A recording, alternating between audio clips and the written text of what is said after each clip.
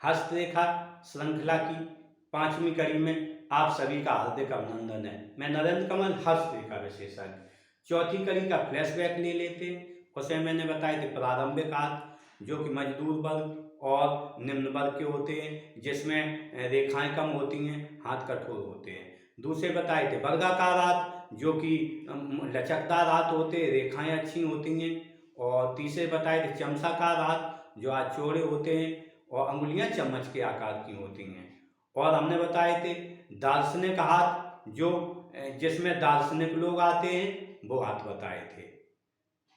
अब हम आगे देखते हैं इस कड़ी में कलात्मक हाथ, आदर्श हाथ और मिश्रित हाथ। कलात्मक हाथ आकार मध्यम होता है, हथेली इनकी लंबी मिलेगी, अंगुलियां ढलवा होंगी, इसकी अंगुलियां ढलवा होंगी, आगे की ओर पतले होंगे, पीछे की ओर मोटे होंगे, हाथ भरे हुए होंगे, इनके कोमल होंगे, अंगुलियां लंबी होंगी, नाखून थोड़े बड़े होते हैं। व्यक्ति भावावेशी बहुत होते हैं। ऐसे आप कुछ भी बात करोगे बहुत जल्दी आवेश में आके गुस्सा करने लगते हैं, लेकिन ये अंतर्ज्ञानी बहुत होते हैं। इनका सिक्स सेंस जागृत होता है, आपकी जो कोई भी बात होती है उसे पकड़ते बहुत जल्दी से। एक और इसमें बात है कि खुशामद पसंद होते हैं।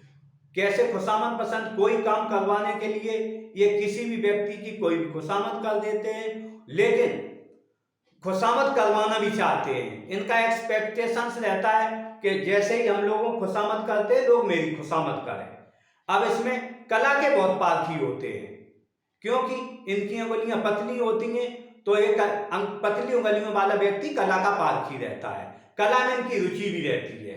कला में रुचि के कारण जहां तक जब भी हम देखेंगे जो भी चित्रकार होंगे उनकी उंगलियां हैं ढलवा मिलेगी। कभी आप देखना चित्रकारों को, जो भी अच्छे चित्रकार होंगे उनकी उंगलियां ढलवा रहती हैं। ये सुख शांति बहुत चाहते हैं। ये चाहते हैं मुझे कोई डिस्टर्ब न करे, थोड़े आराम पसंद होते हैं, स्वभाव से चिड़चिड़े लेके रहते हैं। आपने इनसे कुछ बोल दिया तो ये चिड़चिड़ाएंगे, परेशान होंगे और बहुत परेशान हो जाते हैं।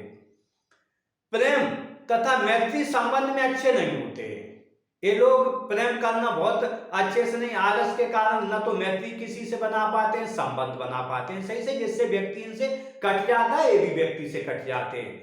प्रभावित लेकिन जल्दी हो जाते हैं। वो कैसे है कि ये विश्वास किसी पर जल्दी कर लेते हैं, बहुत जल्दी कर लेते हैं, लेकिन आर्थिक मामलों में ये जो है उदार होते हैं। आप कभी इनसे अगर जो पैसे की डिमांड करेंगे तो अगर जो इनके पास पैसे हैं किसी भी रूप में, तो आप इनकी अगर जो मदद चाहेंगे तो आपकी मदद कर देंगे। ऐसे होते हैं। अब देखते हैं छठे प्रकार के हाथ जो होते हैं, ये होते हैं आदर्श हाथ। आदर्श हाथ, आदर्श हाथ इनमें आध्यात्मिकता होती है। आध्यात्मिक लोग होंगे, बड़ा ही मननशील होंगे, बहुत तल्लीनता से कोई बात करेंगे। हाथ की इनकी आकृति सक्रिय रहती है। हाथ पतले रहेंगे, थोड़े लंबे रहेंगे, अंगुलियां कोणदार रहती हैं, बहुत कोणदार रहेंगी, नाखून इनके लंबे रहते हैं, पतले और लंबे रहेंगे, बादाम के आकार के। लेकिन इनमें एक सबसे बड़ी समस्या है कि कार्य उत्साह बहुत होता है, बहुत जल्दी करने का, लेकिन ऊर्जा की बहुत कमी होती है। कार्य जब वे बहुत जल्दी स्टार्ट कर देंगे, लेकिन फिर जो धीरे धीरे उस कार्य को करते हुए उस कार्य को छोड़ देंगे, तो आलसी प्रवृत्ति के बहुत होते हैं। अगर जो है सो रहे हैं तो सोते रहेंगे, कुछ काम कर रहे हैं तो थोड़ा करेंगे, उसमें रुक जाएंगे। लेकिन जीवन यात्रा का जो संघर्ष होता है उनका सामना बहुत मुश्किल से कर पाते हैं। जीवन यात्रा के संघर्षों को जो झेल नहीं पाते, सामना करने में सक्षम नहीं होते हैं। ऐसे लोग स्वप्नशील बहुत होते हैं। इनका काम रहता है सपने देखना, और मुझे कोई भी काम मिले, कला कराया मिले, मुझे काम करना न पड़े, स्वप्नशील रहते हैं। लेकिन ज्ञान बहुत अच्छा विकसित रहता है इनमें। जो सिक्स सेंस इनका जागृत बहुत अच्छा होता है, क्योंकि जब भी उंगलियां कोणदार किसी की मिलेंगी किसी रूप में, तो उनका सिक्स सेंस बहुत अच्छा होता है। सभी, लेकिन ये सभी को अपने अनुसार बनाना चाहते हैं कि हर व्यक्ति जो है मेरे अनुसार चले, लेकिन ऐसा हो नहीं पाता है।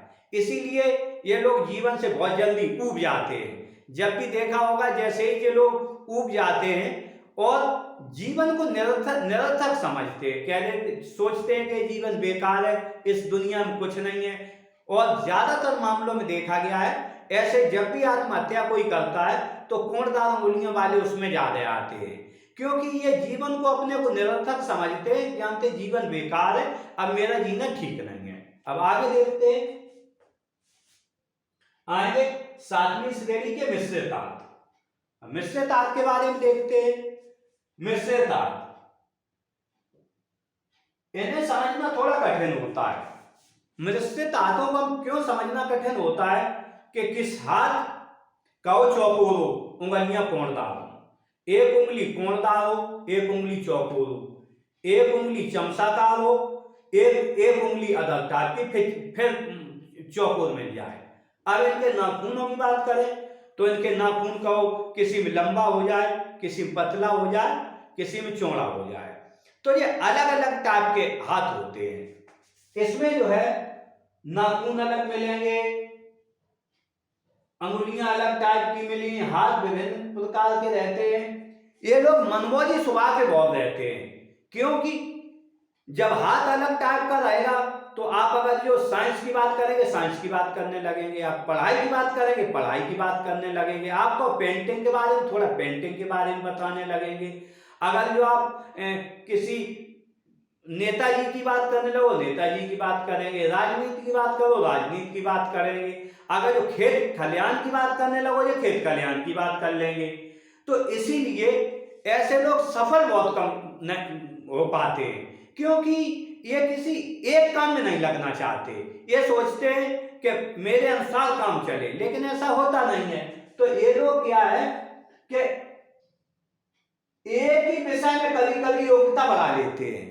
जैसे कोई व्यक्ति है, उसके सभी पर्वत अच्छे हैं, हाथ अच्छा है, अगर जो ये व्यापार का अच्छा पर्वत हुआ है इनका, या एक व्यापार भी, तो ये व्यापार में चले जाते हैं। लेकिन समस्या वहीं आ जाती है, जब व्यापार में जाएंगे तो कुछ समय बाद ये सोचेंगे अरे व्यापार में कुछ नहीं, हम नौकरी करेंगे। जब कभी व्यापार खत्म करके नौकरी में चले आए तो ये सोचते हैं अरे नौकरी बेकार है, व्यापार अच्छा है, तो ये व्यापार में चले जाते हैं।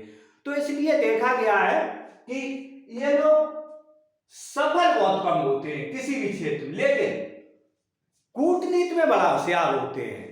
किसी को आपस में लड़ाना या कोई कूटनीति की बात करना, क्योंकि इनमें मेधा अलग अलग टाइप की होती है, तो वे चतुर बहुत होते हैं। जब चतुर आएंगे तो ये चतुर के साथ साथ प्रतिभा के बहुमुखी होते हैं, क्योंकि इनके हाथ में अलग अलग टाइप के अंगुलियां, नाखून और अलग अलग टाइप का सब रहता है, हाथ में मिश्रित हाथ रहता है।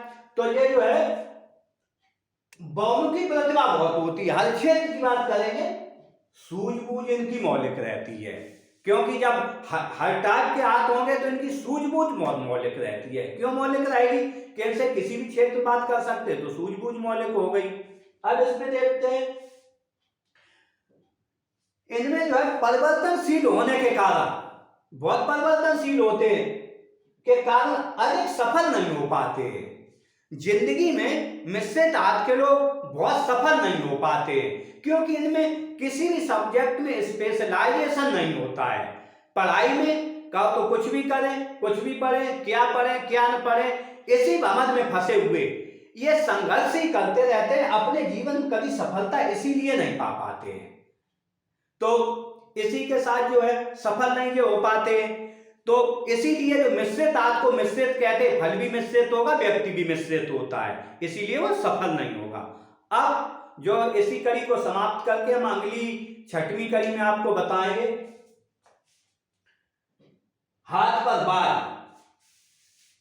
हाथों के बालों के बारे में। हाथ पर बाल अधिक है तो क्या परिणाम होगा, हाथ पर बाल सामान्य है तो क्या परिणाम होगा, हाथ पर बाल नहीं है तब क्या होगा।